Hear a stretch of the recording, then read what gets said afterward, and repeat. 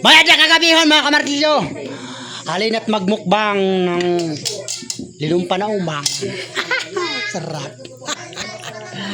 Mukbang. Mukbang mga kamartilyo. San? Umang. Umang dakila. Taon kita. Taon kita. Sambuli nila nila.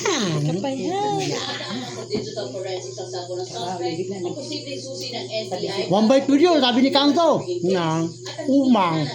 Sarap.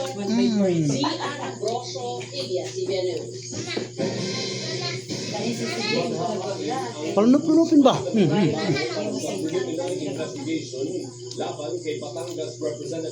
Ito, ako to. Do.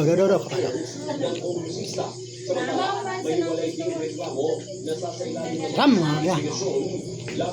Si Rabos niya kahit kung umang.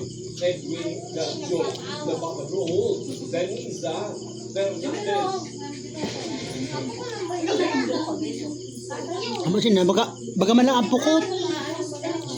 Nanubog oh. Ubog. Ubog. Oh. Yes, na sarap. Pero yan ang tangani. Di mo na imod.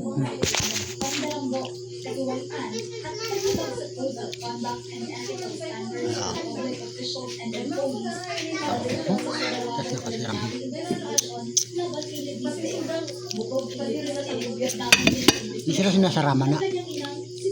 Umang. Ubog. Yan. Bukan tanubog na sa bawah. Weh.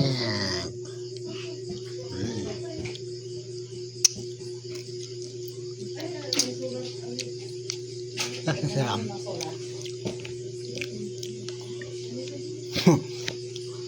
Nagiyak ka to. Ito.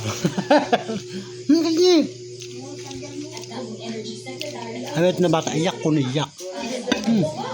Sarap nga. Ubog.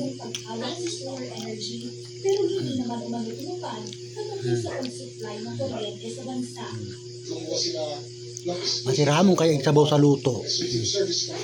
No? Masira mo. Sa buong Pilipinas, na sila lang ang mag-produce at gumamit at magbenta ng solar energy. Na talagang taliwas naman sa batas ng Diyos. Kasi ang araw ay para sa lahat ng tao. Sila ngayon, parang sila ang naging pamay-ari ng araw.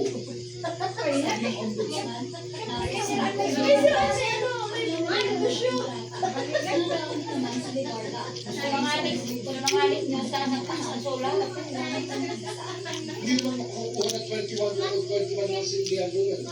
Yung practice Yo, uto. Ayan o. Ram. Marag mo. Sarap.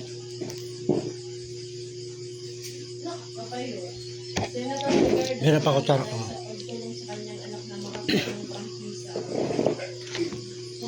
Kutsara sa mga dragonan hiwa. Pala.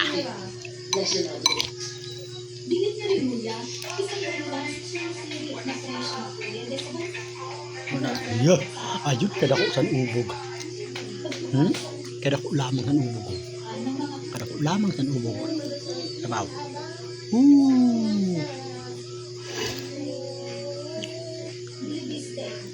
Sabi pa ng ombudsman, Nobyembre pa lang ng nakaraang taon ay nagbigay na siya ng direktiba na tingnan ng issue. Pero nagsimula ang fact-finding Enero ngayong taon.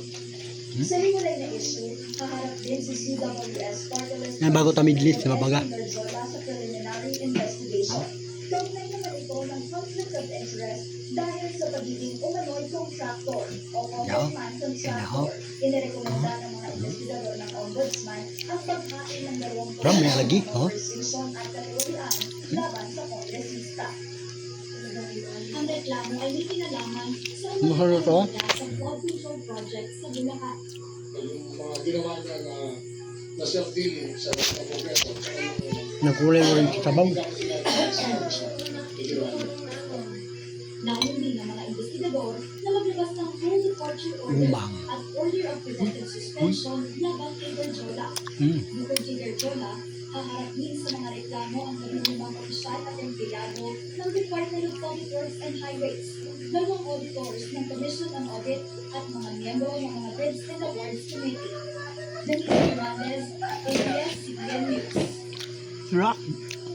Sa isang pahayag, sinabi ni Senador Coral Legarda na bagamat wala pa silang natatanggap na abiso mula sa Office of the Ombudsman, walang basihan ang mga sitwasyon habang walang informe ng gobyerno ang nagamit sa usapin. Handa rin anya siyang ihayag ang katotohanan. Pansamantalang nakalaya si dating Senador Ramon Revilla matapos ang payagan ng San Miguel Valley 3rd Division na magpiyansa sa halaga 1,000,000 piso. Ito ay para sa kaso malversation sa ugnay ng Umano'y Boost Flood Control Project sa Pandibulacan. At live mula sa Quezon City, Liza, Liza,